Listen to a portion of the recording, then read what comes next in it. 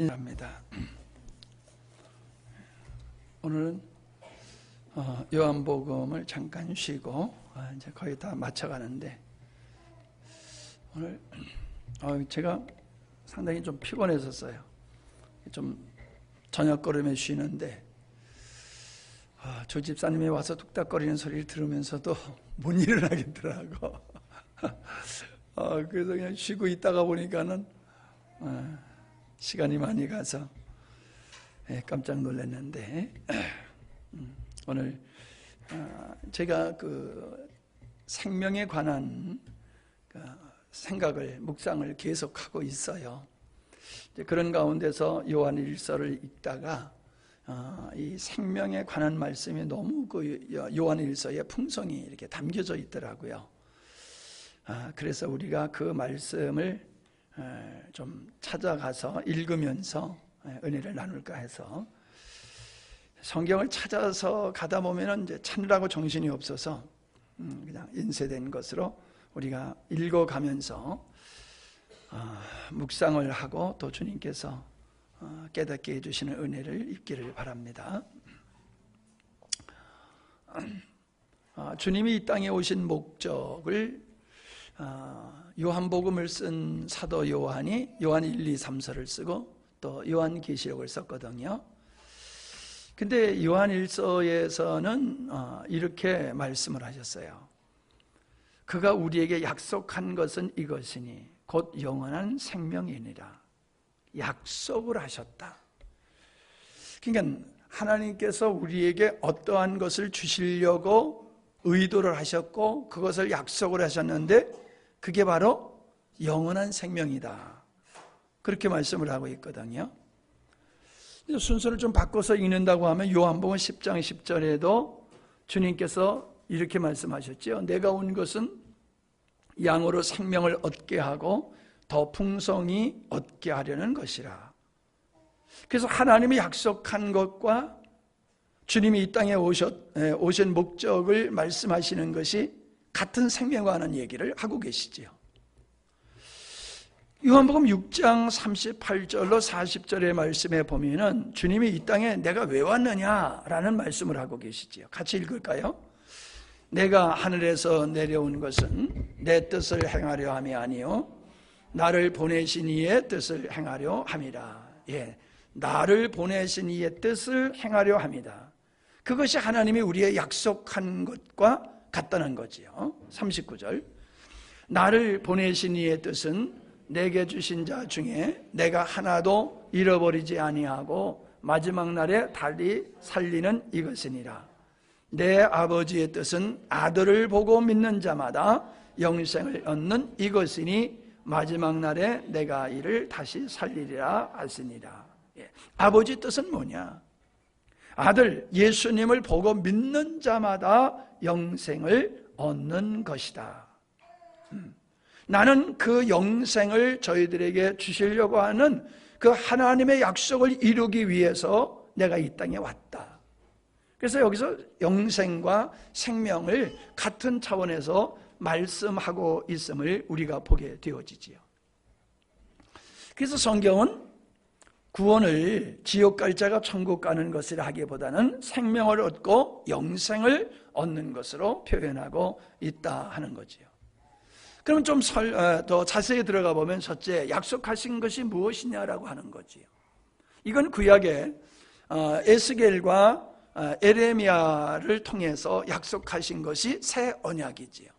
그것은 하나님의 영을 우리에게 부어주신다라는 약속이지요. 하나님의 영을 우리에게 부어주신다. 이게 새 언약이라는 거지요. 성령을 보내주신다고 하는 것이. 자, 같이 읽습니다. 그러나 그날 후에 내가 이스라엘 집과 맺을 언약이 이러하니 그들의 속에 두며 그들의 마음에 기록하여 나는 그들의 하나님이 되고 그들은 내 백성이 될 것이라. 여호와의 말씀이니라. 거기까지만 보십시오. 내가 이스라엘 집과 맺을 언약이 있다. 그것은 나의 법을 그 속에 두며 그 마음에 기록할 것이다. 그게 어떻게 가능해요?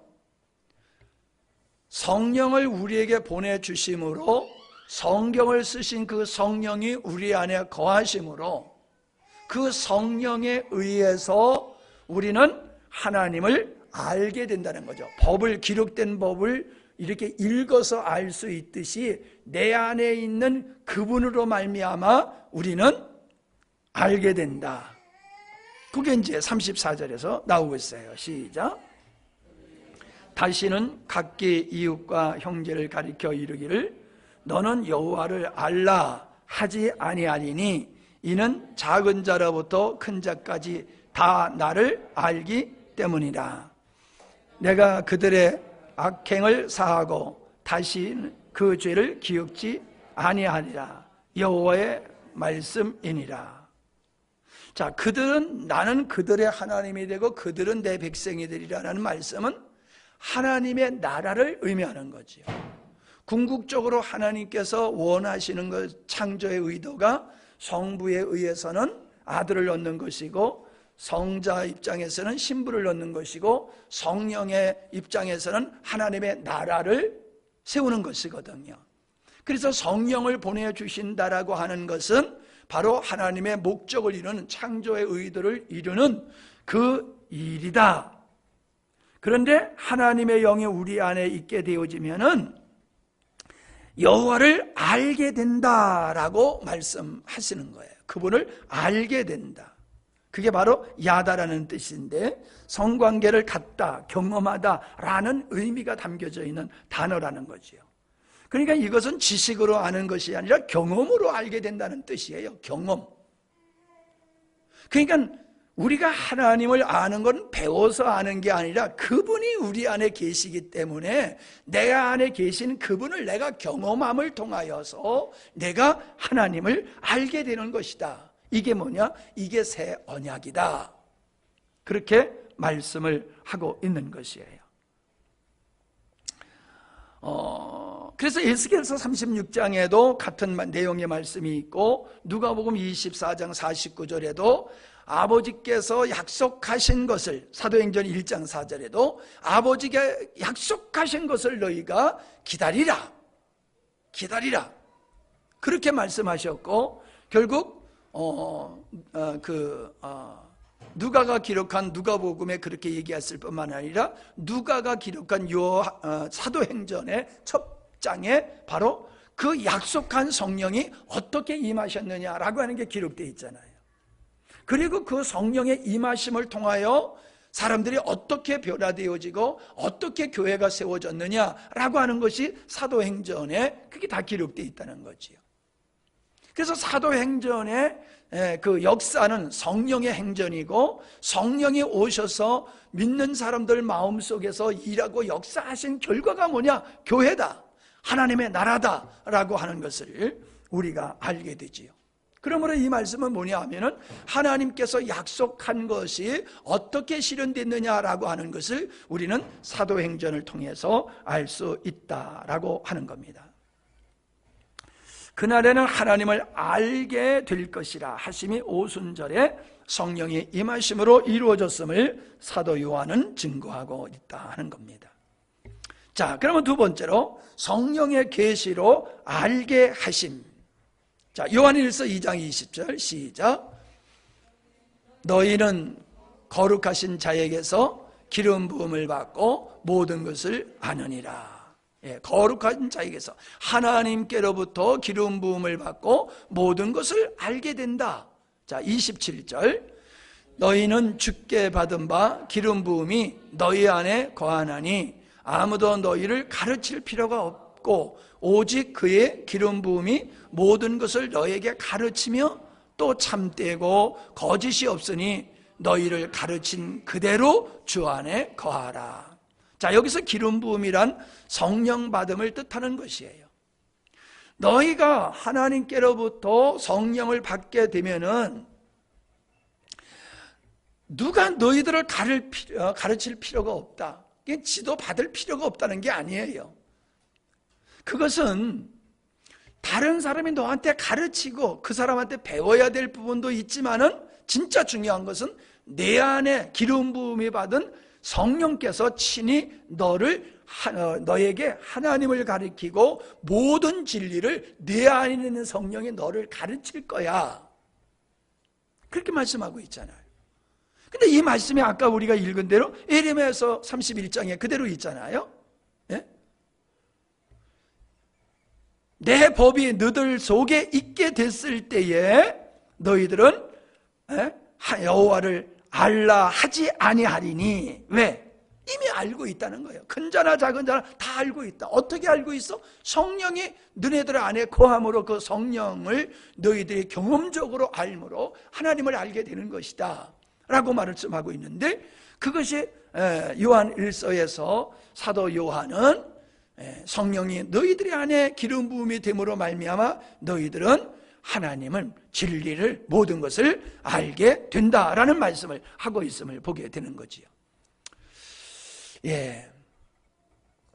20절에서 모든 것을 알게 될 것이다 라고 하는, 여기서 알다라고 하는 말은 에이도라고 하는 단어인데, 그거는 이해하다, 감지하다, 지식을 의미하는 것이지만 27절에서 너를 가르칠 것이다, 너희를 가르칠 필요가 없고 가르치신다라고 하는 이 가르치시다라고 하는 그 디다스코는 가르침을 뜻하는 말이며, 요한복음 6장 8절에서 13절 성령이 너희에게 오시면 죄에 대해서, 의에 대해서, 심판에 대해서 말씀하실 것이다 라고 하는 그 말씀하고 같은 거예요.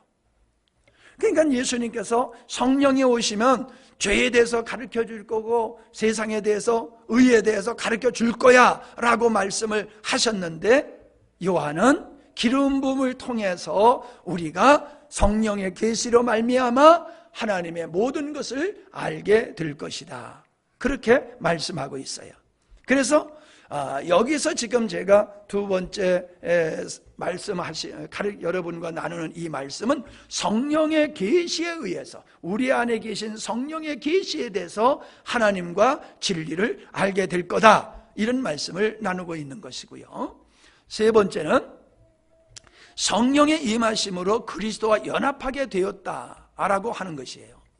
자, 요한일서 3장 24절, 그의 계명을 지키는 자는 주 안에 거하고 주는 그의 안에 거하나니 우리에게 주신 성령으로 말미암아 그가 우리 안에 거하시는 줄을 우리가 아느리라. 4장 27절, 그의 성령을 우리에게 주심으로 우리가 그 안에 거하고 그가 우리 안에 거하시는 줄을 아느니라. 아주 중요한 말씀이지요. 예수님이 우리 안에 계시다고 하는데 어떻게 예수님이 우리 안에 계시느냐? 성령을 보내주심으로, 성령이, 약속된 성령이 우리에게 오실 때에 그 삼위일체 하나님은 함께 일체시기 때문에 성령이 오실 때에 예수님도 함께 우리 안에 거하게 되는 거다라는 말씀을 하고 있어요. 그래서 성령 받은 사람들, 성령이 그 안에 계신 사람들은 동일하게 예수님이 그 안에 존재한다라고 하는 거예요. 이게 굉장히 중요한 얘기입니다. 이것이 생명을 얻는다라고, 구원을 얻는다라고 하는 부분에 있어서 아주 중요한 말씀이 되는 것이지요.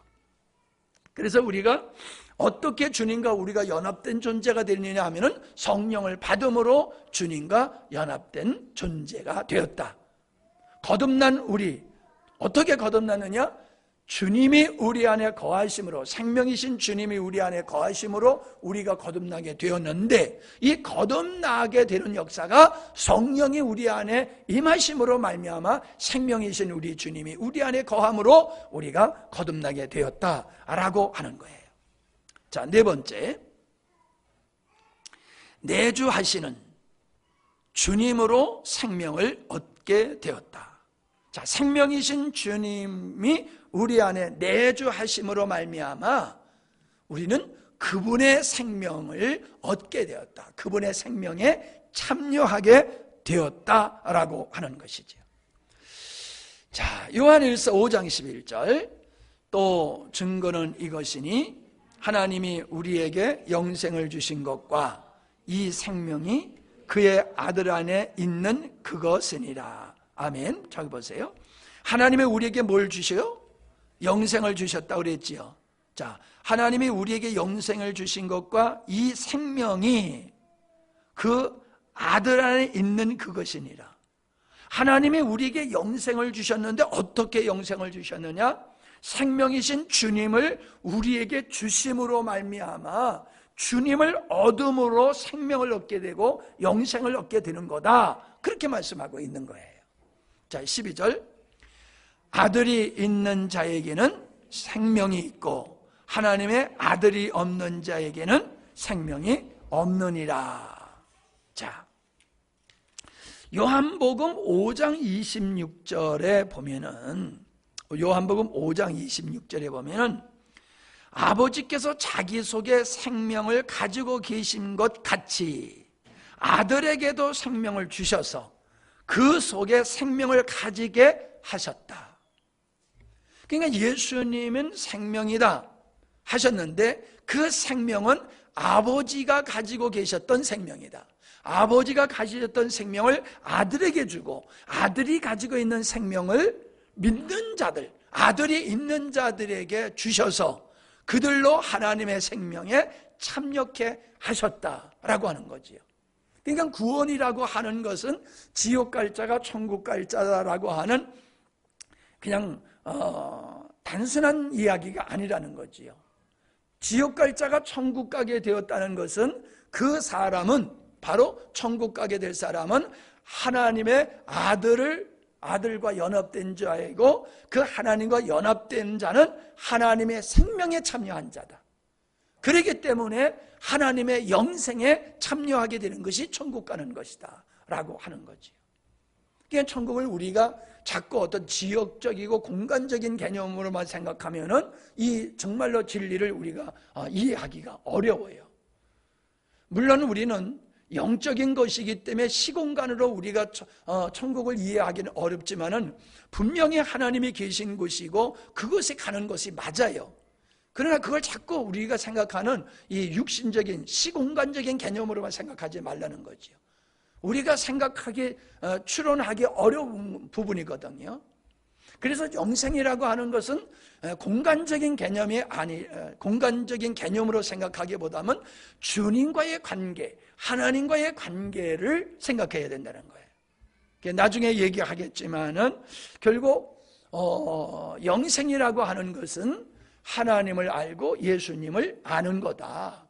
그 아는 것이라고 하는 것은 아까 이야기한 것과 같이 경험적인 것, 하나 된 상태를 통해서 경험되어서 아는 그 지식을 말하는 거거든요. 그러니까 내가 생명을 얻었다, 영생을 얻었다라고 하는 것은 바로 생명의 근원이신 하나님과 그리스도와 우리가 하나 된 상태다. 그러므로 자동적으로 우리는 그분의 생명에 참여하여 영생에 이르게 되는 것이다 라고 하는 것이지요. 예. 자, 참고로 고린도 후서 3장 15절과 로마서 8장 9절을 보겠어요. 시작.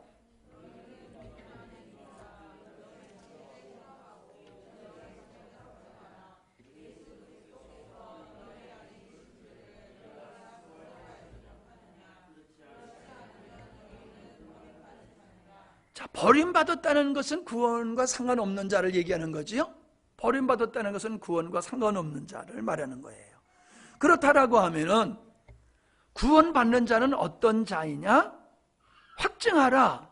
무엇을 확증하라는 거예요?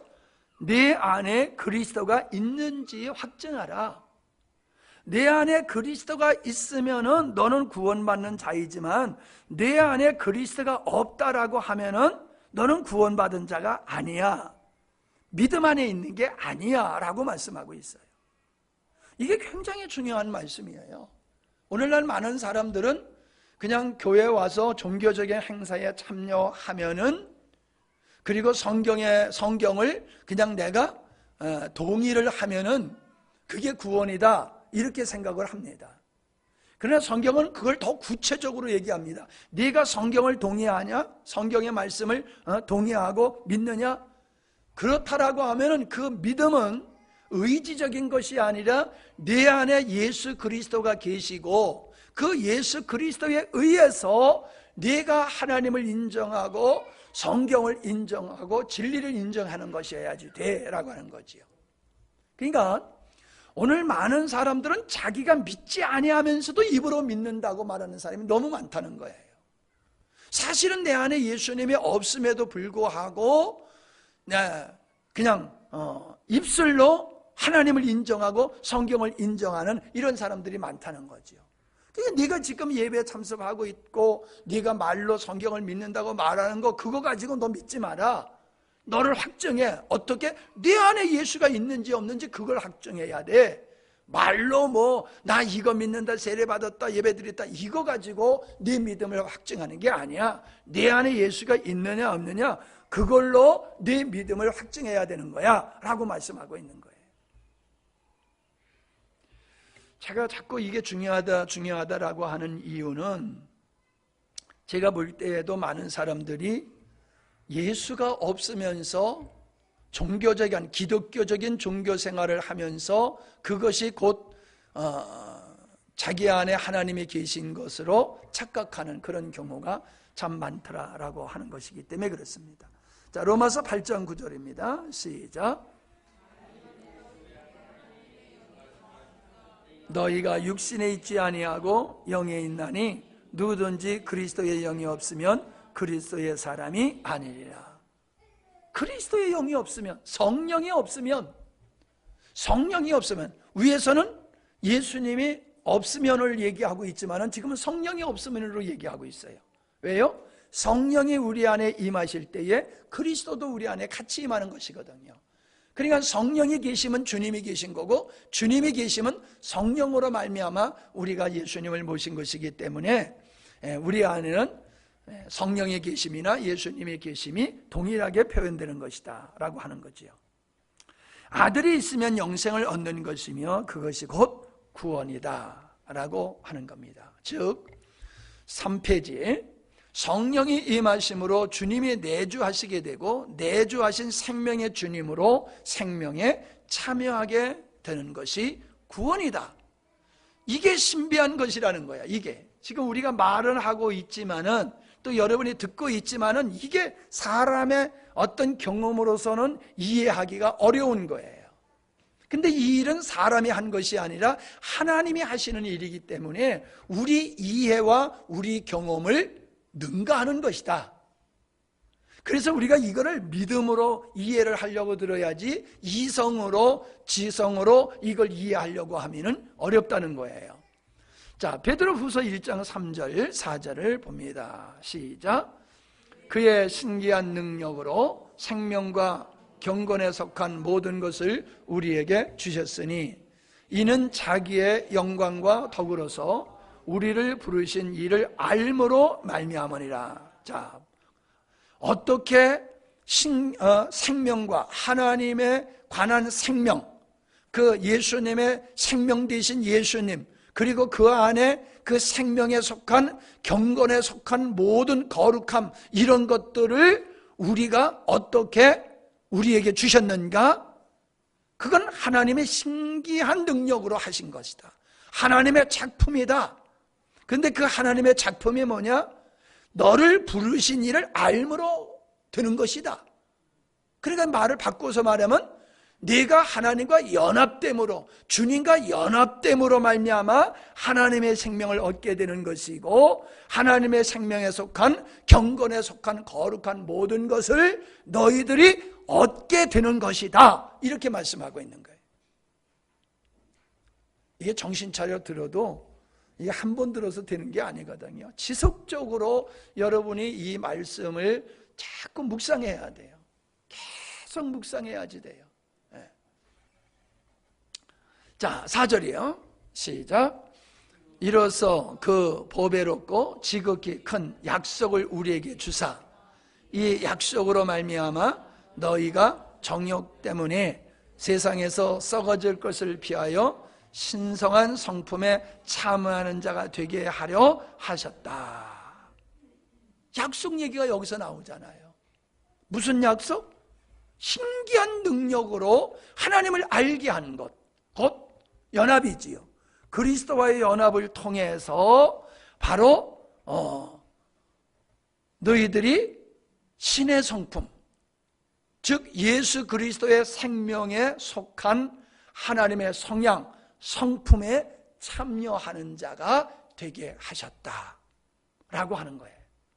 그러므로 구원받았다라고 하는 것은 주님과 연합된 존재다. 주님이 그 안에 계시다.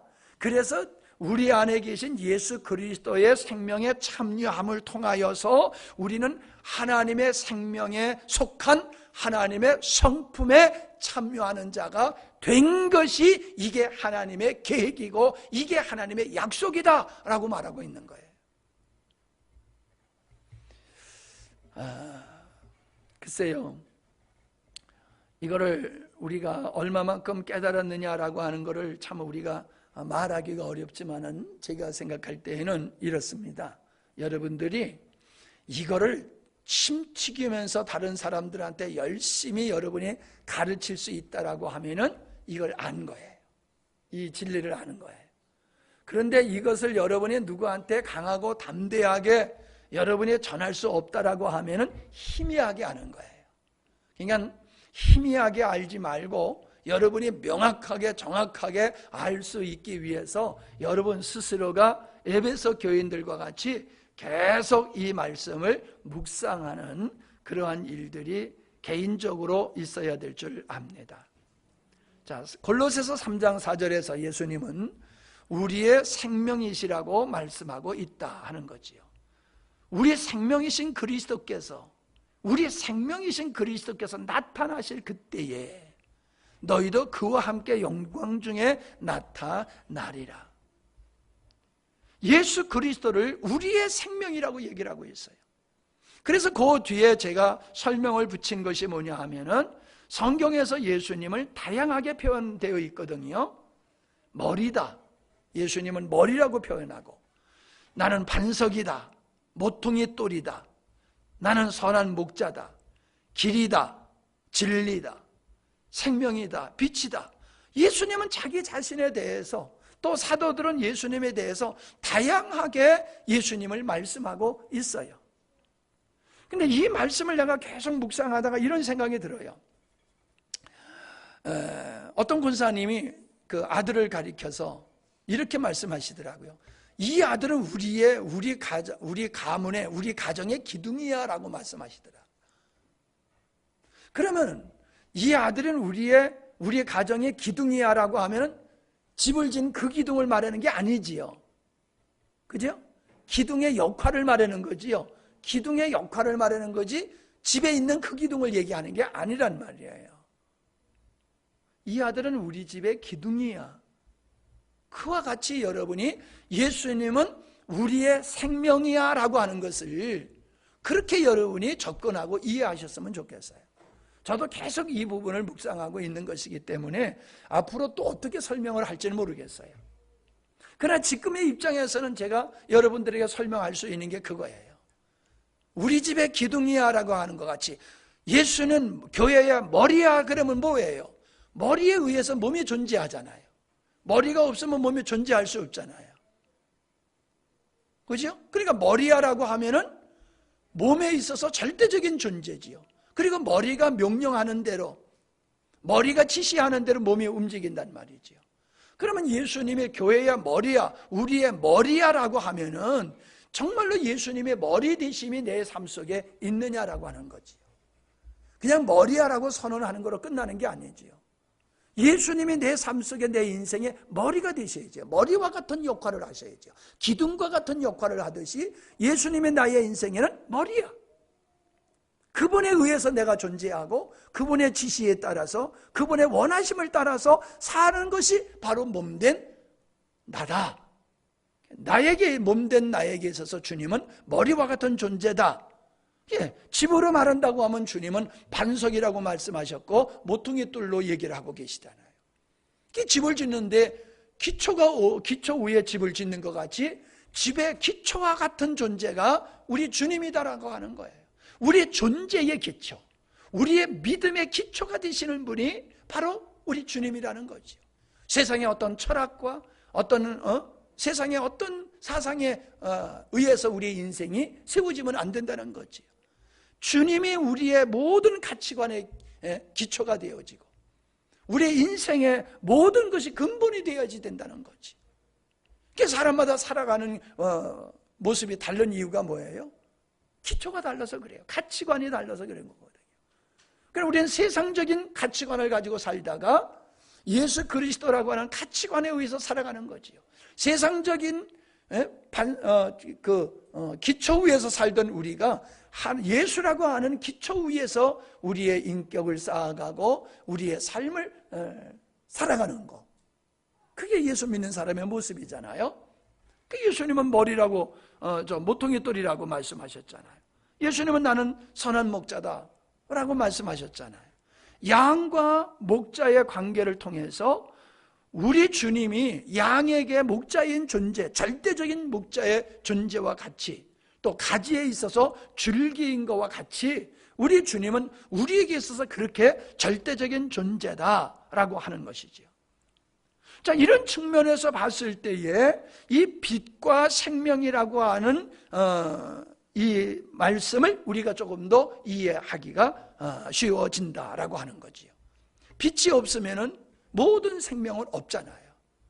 빛이 있어라 하신 후에 그 다음에 궁창이 있고 모든 것이 이렇게 창조가 됐잖아요.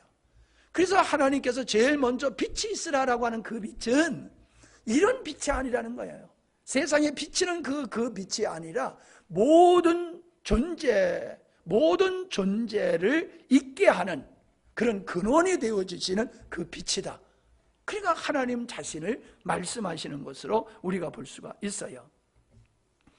자, 그래서 예수님은 나는 길이요 진리요 생명이다 그랬잖아요.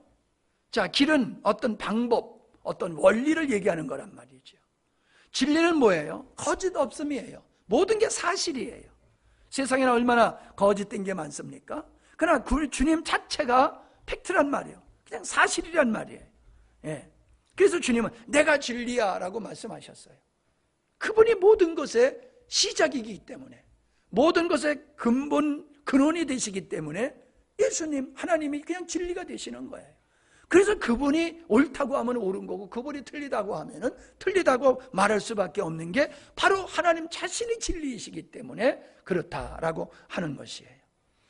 그래서 예수님이 우리의 생명이시다라고 하는 것은 우리가 생명이 없으면은 죽잖아요. 생명이 있음으로 우리가 호흡을 하고 우리가 살아있는 존재로 활동을 할 수 있는 것이잖아요. 그러니까 우리가 영적으로 어떤 육신적인 생명이 아니라 하나님의 자녀로서 하나님 앞에서 하나님의 자녀로서 주님이 원하는 삶을 살아나게 되는 그 생명이 되시는 분이 예수님이라는 거예요. 우리 힘과 우리 의지로 되는 것이 아니라 우리가 생명이 있기 때문에 움직일 수 있음과 같이 우리가 영적으로 하나님의 자녀로서의 삶을 살아가는 것은 생명이신 주님으로 말미암아 되는 거예요. 주님으로 말미암아 되는 거예요. 우리 안에 계신 그 주님으로 말미암아 되는 것이다 라고 하는 거지. 이렇게 또 설명을 하면 어떨까 하는 생각이 들어요. 배심으로 산다고 그러잖아요. 배심으로 산다. 우리가 먹는 것이 내 살이 되고 피가 되잖아요. 먹는 것이 곧 내가 되잖아요. 그죠? 먹는 것이 내 살과 피가 되잖아요. 그러니까 먹는 것에 의해서 우리가 존재하는데 예수님은 나는 하늘로서 내려온 산떡이다. 나를 먹고 나를 마시는 자는, 내 살을 먹고 내 피를 마시는 자는 영생을 얻으리라. 생명을 얻으리라. 주님이 그렇게 말씀하셨잖아요. 그래서 이 먹는다라는 표현을 왜 주님이 쓰셨을까? 믿는다는 표현을 쓰지 아니하시고 십자가에서 내가 너희를 위해서 찢기는 살과 흘리는 피를 내가 너희들을 위한 것을 믿어라 라고 하지 아니하고 먹어라 라고 왜 말씀하셨느냐? 신의 산에서 광야에서 만나가 내렸을 때 그걸 먹음으로 살듯이 예수 그리스도를 우리의 생명으로 누릴 때에 예수님이 먹는 것이 우리의 살과 피가 되듯이 예수님이 우리가 하나님의 자녀로 살 수 있는 그 자체가 된다는 거지요. 그러니까 우리는 예수님을 믿는다라는 관점으로만 생각하지 말고 그분이 나에게 생명 되어 주셔서 그 생명으로 하나님 자녀답게 살게 하신 것이 하나님의 계획이고 하나님의 약속이다 라고 하는 것을 요한은 설명을 하고 있는 겁니다. 요한일서 2장 27절, 우리가 아까 읽었던 말씀이지만 다시 한번 읽습니다. 왜냐하면은 바로 연합에 관한 말씀을, 나는 참 성경을 오래 읽었지만은 이번과 같이 요한일서에 주님과의 연합에 대한 말씀이 이렇게 풍성하게 있는지를 몰랐어요. 그래서 일부분을 여기에 기록을 했습니다. 시작.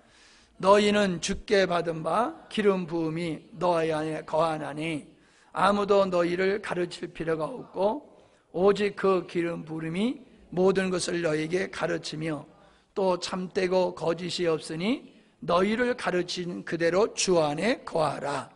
자녀들아 이제 그의 안에 거하라. 이는 주께서 나타나신 바 되면 그가 강림하실 때에 우리로 담대함을 얻어 그 앞에서 부끄럽지 않게 하려 함이라.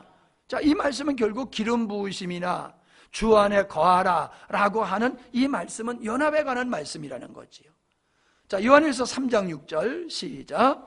그 안에 거하는 자마다 범죄하지 아니하나니 범죄하는 자마다 그를 보지도 못하였고 그를 알지도 못하였느니라.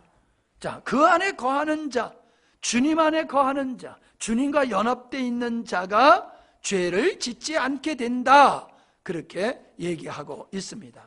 그래서 죄를 짓는 자는 누구냐? 여기 뭐라고 그랬어요? 그를 보지도 못하고 그를 알지도 못한다. 이 안다라고 하는 것이 무슨 의미라고 하는 걸 앞에서 말씀드렸지요? 경험적인 걸 얘기하는 거예요. 경험적인 걸.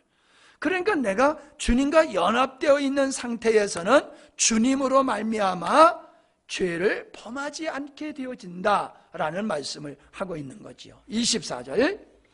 그의 계명을 지키는 자는 주 안에 거하고 주는 그의 안에 거하나니 우리에게 주신 성령으로 말미암아 그가 우리 안에 거하시는 줄을 우리가 아느니라.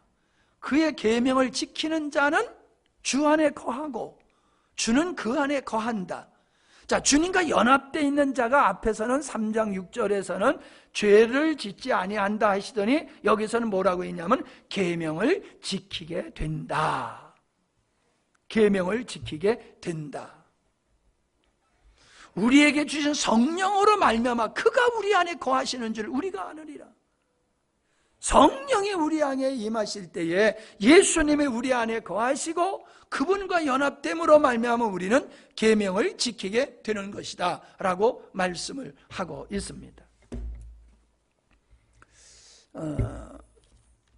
요한일서, 내가 여기다는 놓지를 않았는데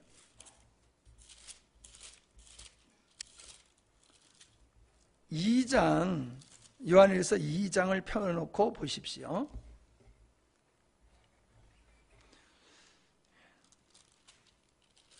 이 장을 보면은 3절이에요. 우리가 그의 계명을 지키면 이로써 우리가 저를 아는 줄로 알 것이요. 저를 안다. 연합된 존재를 얘기하고 있는 거지요. 우리가 계명을 지키고 있다라고 하는 것은 우리가 그분과 연합되어 그분을 알고 있는 것이다. 4절, 저를 아노라 하고, 자, 아노라 똑같이죠. 저를 아노라, 연합된 존재다, 아노라 하고 그의 계명을 지키지 않은 자는 거짓말하는 자다. 진리가 그 속에 있지 아니하다. 예수님이 진리라고 그랬잖아요. 나는 길이요 진리요. 주님이 그 안에 계시지 않기 때문에 계명을 지키지를 않는 거야. 우리가 계명을 지키게 되는 것은 우리 안에 있는 그분으로 말미암아 우리가 계명을 지키게 되는 것이야. 그 말씀을 하고 있어요. 5절을 보세요. 누구든지 그의 말씀을 지키는 자는 하나님의 사랑이 참으로 그 속에서 온전케 되나니 이로써 우리가 저 안에 있는 줄을 아노라. 우리가 저 안에 있을 때에 우리 삶 속에서 하나님의 사랑이 온전케 된다. 하나님의 사랑의 사람으로 변화되어지는 일은 우리가 주님 안에 있고 주님이 우리 안에 있음을 통하여서 이루어지는 결실이다. 그렇게 말씀하고 있는 거지요. 6절을 보아하세요. 저 안에 거한다 하는 자는 그의 행하시는 대로 자기도 행할지니라. 그렇게 된다는 거예요. 주님 안에 있는 사람은 그분으로 말미암아 그분과 같은 삶을 살게 되는 거야. 이렇게 말씀하고 있어요. 네. 얼마나 귀한 중요한 말씀인지 몰라요. 자, 다시 3페이지로 와서 요한일서 4장 4절 시작. 자녀들아 너희는 하나님께 속하였고 또 그들을 이기었나니 이는 너희 안에 계신 이가 세상에 있는 자보다 크심이라. 우리가 어떻게 세상을 이겼어요? 우리 안에 있는 그분이 세상에 있는 자, 마귀, 죄보다 크기 때문에 우리가 세상을 이기게 된 거야. 우리의 이김의 근원은 바로 우리 안에 있는 바로 그분이야. 그분 때문에 우리는 세상을 이기게 되는 거야. 그렇게 말씀하는 거죠. 12절. 어느 때나 하나님을 본 사람이 없으되 만일 우리가 서로 사랑하면 하나님이 우리 안에 거하시고 그의 사랑이 우리 안에 온전히 이루어졌느니라. 그의 성령을 우리에게 주심으로 우리가 그 안에 거하고 그가 우리 안에 거하는 줄을 아느니라. 너무 재밌잖아요. 성령을 우리에게 주심으로 우리가 그 안에 거하고 그가 우리 안에 거함으로 어떻다는 거예요? 하나님의 사랑이 우리 안에서 실현된다. 그래서 하나님의 사랑이 실현되는 우리를 통하여 사람들이 비로소 하나님을 보게 되는 거다. 하나님을 알게 되는 것이다. 그래서 하나님을 본 사람이 없으되 만일 우리가 서로 사랑하면 하나님은 우리 안에 거하는 걸 통하여서 그들이 하나님을 알게 되는 거다. 그래서 우리가 하나님을 세상에 드러내는 것은 어떤 인위적인 노력을 통해서 우리가 세상에 하나님을 드러내는 것이 아니라 우리 안에 있는 그분으로 말미암아 생명이신 주님으로 말미암아 살게 될 때에 우리의 삶은 사랑이신 그분에 의해서 사랑의 삶이 되어지고 그 사랑의 삶을 통해서 세상에 하나님을 나타나게 되는 것이다. 그 주님이 내가 아버지를 세상에 나타냈다라고 하는 것이 바로 주님 안에 있던 아버지를 사랑을 통하여 세상에 드러냈다라고 하는 말씀과 동일한 원리다라고 하는 거지. 자, 15절입니다. 시작. 누구든지 예수를 하나님의 아들이라 시인하면 하나님이 그의 안에 거하시고 그도 하나님 안에 거하느니라. 하나님이 우리를 사랑하시는 사랑을 우리가 알고 믿었노니 하나님은 사랑이시라. 사랑 안에 거하는 자는 하나님 안에 거하고 하나님도 그 안에 거하시느니라. 같은 얘기지요. 예. 결국 우리가 예수님을 하나님의 아들이라 말하게 되어지는 이 신앙 고백은 주님이 우리 안에 있고 우리가 주님 안에 있음으로 경험적으로 우리는 알게 된다는 거예요. 배워서 아는 것이 아니라 내 안에 그분이 있음으로 내가 예수님이 하나님의 아들이심을 알게 된다는 거지요. 그리고 그 사랑의 주님에 의해서, 그렇잖아요. 우리는 마음에 따라서 살아가잖아요. 우리 마음에 따라서요. 우리 마음에 주님이 계시기 때문에 우리는 그 사랑이신 그분에 의해서 우리가 삶을 살게 되다 보니까 사랑의 삶이 되는 것이다 라고 하는 거예요. 예. 자, 5장 12절. 아들이 있는 자에게는 생명이 있고 하나님의 아들이 없는 자에게는 생명이 없느니라. 아들이 있다. 아들이 있다. 그것은 주님과 연합된 것을 얘기하고 있는 거잖아요. 자, 요한 1서에서 사도 바울이 주님이 우리 안에, 우리가 주님 안에 있다라고 말씀을 하셨는데 요한복음에서도 사도 요한은 주님과 우리와의 연합된 관계를 말씀하고 있다는 거예요.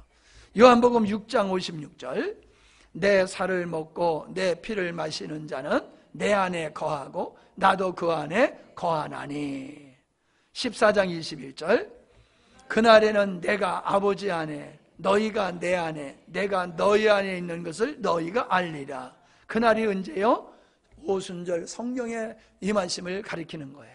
성령의 오순절에 임하신 그 후로부터 아버지가 우리 안에, 우리가 아버지 안에 있는 것을 비로소 너희들이 알게 될 거다. 왜? 지금은 주의 영이, 내가 육체를 입고 있는 내가 너와 대화를 하고 있지만은 오순절에 성령이 임하면은 육으로 있던 내가 영으로 너희들 안에 거하게 될 거야. 성령이 너희 안에 거함으로, 성령으로 말미암아 육신으로 있던 내가 영으로 너희들 안에 있게 될 거야. 그렇게 말씀하고 있는 거예요.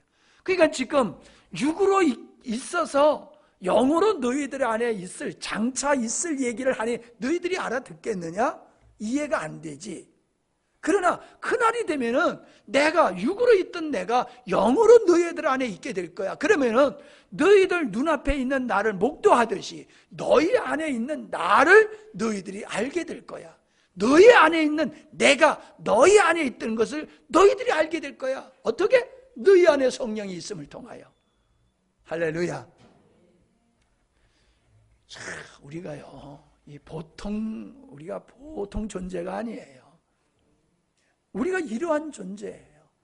이런 정체성, 내가 어떤 존재냐라고 하는 것을 우리가 알아야지 돼요. 그냥 예수를 믿는다는 수준이 아니에요. 싸움을 해도 저 사람의 실력과 내 실력, 체급을 따지고 실력을 따지고 이 경기를 해야지, 이게 체급이 달리는데 이게 붙다 보면 그냥 혼나는 거잖아요. 그게 자기를 알아야 된단 말이에요. 나를 알아야 돼. 다윗은 자기를 알았어. 골리앗 덩치는 아무리 커도 그가 어떤 존재를 알았어요. 그러니까 나가서 싸워서 묵사발을 냈잖아요. 묵사발을 낸 정도가 아니에요. 그냥 죽여버렸잖아요. 그거예요. 우리 성도들은 그냥 내가 예수님을 믿는다 하는 존재가 아니라 내 안에 주님이 거하심으로 나는 하나님의 생명에 참여해서 그분의 거룩함과 그분의 죄를 이기는 능력, 그분의 거룩한 성품에 참여해서 그분으로 말미암아 살아가는 존재가 되었다. 이게 얼마나 놀라운 건지 몰라요. 그러니까 우리가 사랑을 하려고 하면은 사실 벌써 이게 틀린 거예요. 그냥 사랑이 되어야지. 내가 예수 믿는 사람이니까 참아야 돼. 예수 믿는 사람이니까 사랑을 베풀어야 돼. 이러면 이게 벌써 율법적인 거예요. 그냥 내가 사랑에 흘러가 버려야 돼요. 그냥 용서가 되고 긍휼이 되고 불쌍히 여기고 그냥 그를 섬기고자 하는 마음이 그냥 내 안에서 자동적으로 그냥 흘러넘쳐서 그게 우리 삶이 되어야 되는 거예요. 그게 하나님께서 믿는 자의 삶이 그렇게 되도록 하는 거거든요. 많은 사람들이 예수님을 믿어도 왜 그렇게 삶이 없느냐, 그런 얘기를 많이 하잖아요. 삶이 안 되느냐, 왜 예수 믿는다고 하면서도 예수 믿는 하나님의 자녀의 삶이 안 되느냐? 그건 내가 하나님의 삶을 살려고 하기 때문에 안 되는 거예요. 내 안에 주님의 생명으로 살아야지 되는 거지. 그분에 의해서 우리가 믿는 자의 삶이 되어야 되는 거지, 내가 의지로 믿는 자의 삶을 사는 게 아니라는 거예요. 물론 우리는 의지로 해야 되지요. 그러나 의지로 하는 것은 의지로 되는 것이 아니라 우리 안에 그분으로 말미암아 되는 것이다. 자, 요한복음 15장 4절 시작. 내 안에 거하라, 나도 너희 안에 거하리라. 가지가 포도나무에 붙어 있지 아니하면 스스로 열매를 맺을 수 없음 같이 너희도 내 안에 있지 아니하면 그러하리라. 나는 포도나무요 너희는 가지라. 그가 내 안에 내가 그 안에 거하면 사람이 열매를 많이 맺나니 나를 떠나서는 너희가 아무것도 할 수 없음이라. 사람이 내 안에 거하지 아니하면 가지처럼 밖에 버려져 마르나니 사람들이 이것을 모아다가 불에 던져 사르느니라. 너희가 내 안에 거하고 내 말이 너희 안에 거하면 무엇이든지 원하는 대로 구하라. 그리하면 이루리라. 아무리 읽어도 이 말씀은 우리에게 얼마나 은혜가 되는 말씀인지 몰라요. 가지와 줄기의 얘기를 하면서 가지에서 자동적으로 열매가 맺어지는 이유가 뭐냐? 가지가 줄기에 붙어 있기 때문이다. 이와 같이 네가 내 안에 거하고 내가 네 안에 거하면은 내가 가지고 있는 아름다움이 너의 삶을 통하여 그냥 자동적으로 맺어지게 될 거다. 믿는 자의 삶이 자동적으로 이루어지게 될 것이다. 죄는 싫어지고 죄와 멀어지며 하나님이 기뻐하는 것으로 너의 안에 충만케 되어지고 너의 발걸음이 하나님이 기뻐하는 삶을 살게 되는 것은 나와 네가 하나 되기 때문이다. 그 말씀을 하고 있는 거예요. 할렐루야잖아요. 17장 11절 나는 세상에 더 있지 아니하오나 그들은 세상에 있사옵고 나는 아버지께로 가옵나니 거룩하신 아버지여 내게 주신 아버지의 이름으로 그들을 보존하사 우리와 같이 그들도 하나가 되게 하옵소서. 우리와 같이 삼위일체 하나님, 삼위일체 하나님과 같이 저들끼리도 하나 되게 해주십시오. 성도가 하나 되고 교회가 하나 되는 이유가 어떻게 되느냐? 우리의 개성을 따라서 하나가 되는 게 아니라는 거예요. 우리의 성향이 각각 달라요. 기질이 달라요. 그래서 우리가 열이 모이면 다 열소리를 내게 된다는 거예요. 그러나 우리가 그리스도 안에서 하나가 된 주님 중심으로 살게 되어지면 우리도 하나가 될 수밖에 없다는 거예요. 삼위일체, 삼위 하나님이 하나 되듯이 우리들도 그리스도 안에 있게 되어지면 같은 마음, 같은 생각, 같은 뜻을 품고 살기 때문에 하나가 될 수밖에 없다는 거예요. 그러니까 교회 안에 분란이 있고 서로 나누어진다라고 하는 것은 그리스도 안에 있지 못하기 때문이다 라고 하는 것을 말씀하고 있는 거지요. 21절 아버지여 아버지께서 내 안에 내가 아버지 안에 있는 것 같이 그들도 다 하나가 되어 우리 안에 있게 하사 세상으로 아버지께서 나를 보내신 것을 믿게 하옵소서. 그만. 21절 아버지께서 내 안에 내가 아버지 안에 있는 것 같이 그들도 다 하나가 되어 우리 안에 있게 하사. 우리끼리 하나 되는 게 아니라 우리가 하나 되어 주님과 하나 되어지는 자리로 발전되어 가는 걸 얘기하고 있어요. 그렇게 되게 하시옵소서. 22절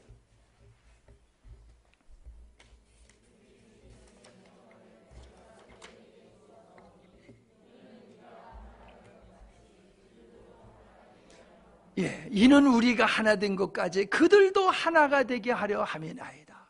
그러니까 우리가 하나가 돼야 돼요.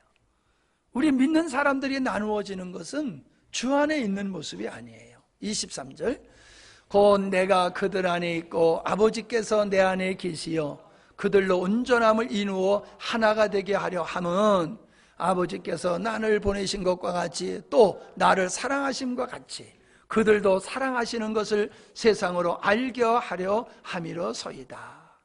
결국 하나님이 우리를 사랑하는 것을 어떻게 세상에 나타나느냐?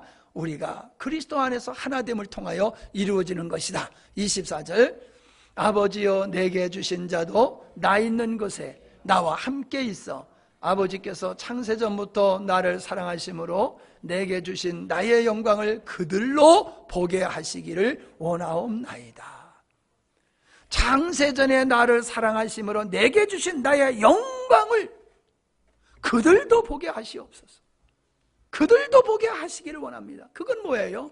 우리가 주님과 연합될 때에 창세전에 누리셨던 성자께서 누리셨던 그 영광에 우리도 참여하게 된다는 거예요. 구원이 그냥 천국 간다는 정도가 아니에요. 성자가 누리는 그 영광에 우리가 참여하게 되는 것이 구원이에요. 그러니 여러분 얼마나 우리가 놀라운 존재입니까? 그냥 지옥 갈 자가 천국 간다는 게 아니에요.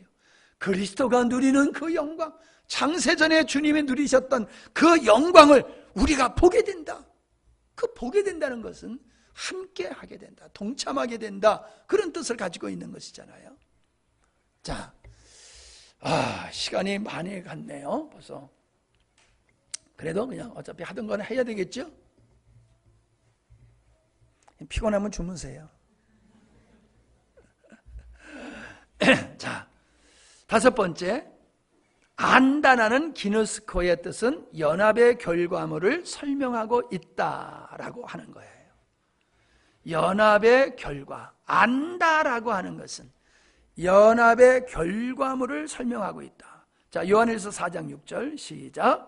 우리는 하나님께 속하였으니 하나님을 아는 자는 우리의 말을 듣고 하나님께 속하지 아니하는 자는 우리의 말을 듣지 아니하나니 진리의 영과 미혹의 영을 이로써 아느니라. 자, 보세요. 하나님을 아는 자. 자, 하나님을 아는 게 어떤 거라고 그랬죠? 하나님을 아는 자는 하나님의 말씀을 듣는다는 거예요. 하나님의 말씀을 듣는다는 거예요. 근데 하나님의 말씀을 듣지 아니하는 자는 하나님을 아는 것이 없기 때문이다. 하나님을 아는 것, 즉 하나님과 연합된 존재는 영적인 말씀을 들으면 알아. 듣는다라고 하는 걸 깨닫는 것을 의미하는 거예요. 듣는다는 걸 깨닫는다는 걸 의미하는 거예요. 연합된 존재는 그 연합됨 때문에 영적인 하나님, 영적인 진리를 깨닫게 된다는 거예요. 예. 그 다음에 7절 사랑하는 자들아 우리가 서로 사랑하자. 사랑은 하나님께 속한 것이니 사랑하는 자마다 하나님께로부터 나서 하나님을 알고 사랑하지 아니하는 자는 하나님을 알지 못하나니 이는 하나님은 사랑이심이라. 자, 그래서 여기서 안다라고 하는 이 안은 기노스코라고 하는 이 안이라는 말은 누가복음 1장 34절에 마리아에게 네가 아들을 낳을 거다 그랬더니 내가 사내를 알지 못하는데 어떻게 아이를 낳을 수 있습니까? 라고 하는 사례를 알지 못한다라고 하는 것이 바로 성적인 관계를 얘기하는 거예요.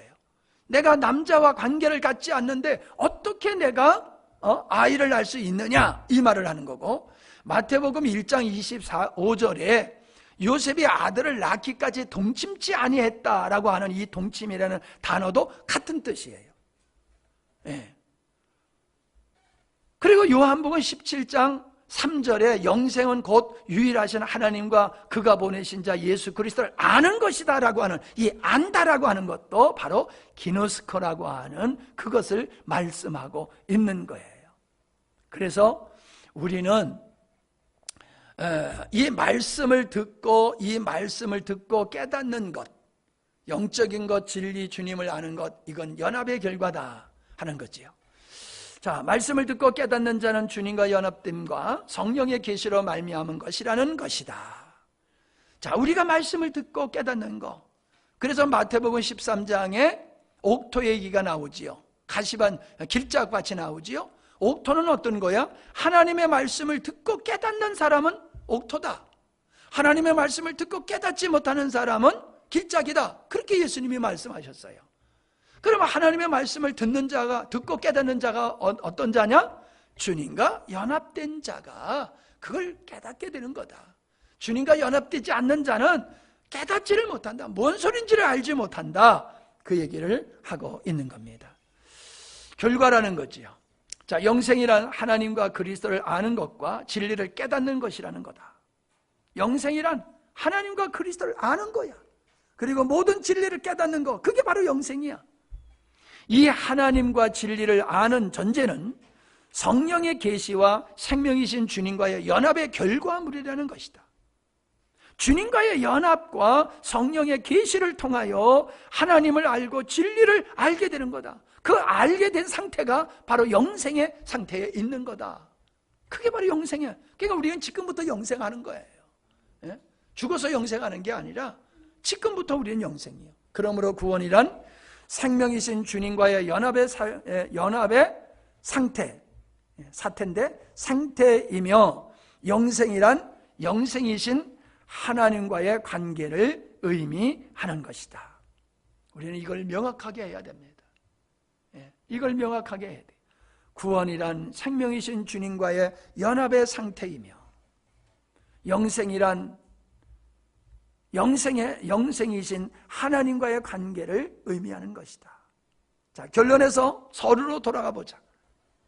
하나님의 경륜은, 하나님의 약속은, 계획은, 그 계획을 이루시는 하나님의 경륜은 생명을 주시는 것이다. 즉 생명이신 주님 자신을 주시는 것임을 알게 되었다. 그러면 그 생명을 언제 상실했는가? 인류의 시조인 아담이 범죄했을 때이다. 그때 상실한 생명이신 주님을 다시 얻게 되는 것이 구원인 것이다. 이는 달리 표현한다면 하나님을 얻고 하나님과의 관계 회복이 구원이라는 것이다. 옛사람의 생명은 세상 것과 자기 힘으로 사는 것이나 옛사람의 생명은 세상 사람들이 생명으로 여기는 것은 세상 것과 자기 힘으로 사는 것이나 구원받은 하나님의 자녀들의 삶은 생명이신 주님으로 사는 것이다. 요한복음 6장 55절 내 살은 참된 양식이요 내 피는 참된 음료로다. 내 살을 먹고 내 피를 마시는 자는 내 안에 거하고 나도 그의 안에 거하나니 살아계신 아버지께서 나를 보내심에 내가 아버지로 말미암아 사는 것 같이 나를 먹는 그 사람도 나로 말미암아 살리라. 이게 아주 포인트예요. 내가 아버지로 살았어. 생명이신 아버지로 말미암아 살았어. 그래서 아버지의 생명이 내게 있었거든. 내가 사는 것은 내 안에 있는 아버지 생명으로 살았어. 그와 똑같이 너희들 나를 먹는 자들은 나로 말미암아 살 거야. 생명의 나로 말미암아 너희들의 삶을 살게 될 거야. 내가 아버지의 생명으로 살았고 아버지를 세상에 드러냈듯이 내 생명으로 사는 너희들은 내 생명으로 말미암아 세상 사람들에게 나를 나타내는 삶을 살게 될 거야. 그것이 그리스도인의 삶이야 라고 주님이 말씀하고 있는 거예요. 주님으로 사는 것이 곧 주님 안에 거하는 것이다.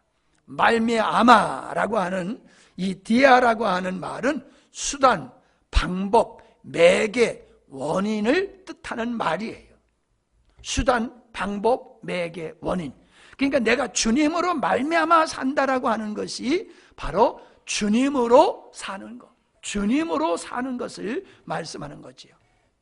생명이신 주님으로 사는 삶이란 하나님이 목적이 되시고 주님에 의해서 주님으로 사는 삶이 주님 안에 거하는 삶이다 라고 하는 겁니다. 그 뒤에 말씀은 앞에서 조금씩 다루었어요. 사실 이거는 그냥 그거를 정리해 놓은 것이지만은 다시 한번 이 말씀을 나누는 것이 또 앞에서 우리가 놓쳤던 부분, 희미했던 부분을 더 온전케 하는 것이 될 수가 있어서 했는데 이거는 시간이 너무 많이 가서 할 수가 없고 이번 주에 할까 생각을 합니다. 주일낮에 이 말씀을 나눌까 생각을 합니다. 수고하셨어요. 네, 피곤한 육체를 가지고 오셔서. 근데 여러분, 우리 사모님이 늘 하시는 요즘 하는 이야기가 그거예요. 그전에는 목사님이 하는 얘기가 그렇게 딱딱하고 그게 잘 이해가 안 됐는데 요즘은 그렇게 목사님이 하셨던 말씀이 이게 이해가 되고 책을 읽어도 이해가 되고 너무 재미있다고 그런 얘기를 하세요. 여러분, 사람의 지혜로서는 하나님과 하나님에 속한 진리가 이게 이해가 안 돼요. 그냥 인간의 생각으로 이해하려고 하면은 불가능해요. 그러니까 여러분이 어렵다, 이해가 잘 안 된다라고 하는 건 이 분야에 여러분이 기본적인 지식이 없기 때문에 어려운 것이 첫 번째예요. 두 번째는 영적인 것을 이성적으로, 사람의 이성적으로 이해하려고 하기 때문에 이게 이해가 잘 안 되는 거예요. 그래서 여러분이 이런 분야의 말씀을 자꾸 읽고 이런 성경을 읽어도 이런 말씀, 딱딱하지만은 이런 말씀을 자꾸 여러분이 묵상하게 되어질 때에 그 말씀이 익숙하게 되고 성령께서 이걸 깨닫게 해주십시오. 이걸 깨닫게 해주십시오. 늘 기도하면서 여러분이 묵상하게 되다 보면은 이러한 영적인 것이 여러분의 삶 속에서 깨달아지고 여러분의 삶이 될 줄로 믿습니다. 하나님 감사합니다. 이 한밤에 생명이신 주님에 대한 이 귀한 말씀을 나눴습니다. 사람들은 그저 쉬운 말씀들을 나누고 거기에 머물러 있지만은 그래서 저희들은 그리스도인의 삶을 살아내지 못하지만은 우리가 온전하신 생명이신 주님을 알므로 말미암아 우리의 삶이 그리스도인의 삶을 살아내게 되어지는 것, 이것을 나누게 하심을 감사합니다. 이 말씀을 저희들이 잘 이해할 수 있도록 성령님 깨우쳐 주시고 지속적으로 저희들이 이것을 알기 위하여 힘쓰는 귀한 삶들이 되게 하여 주시옵소서.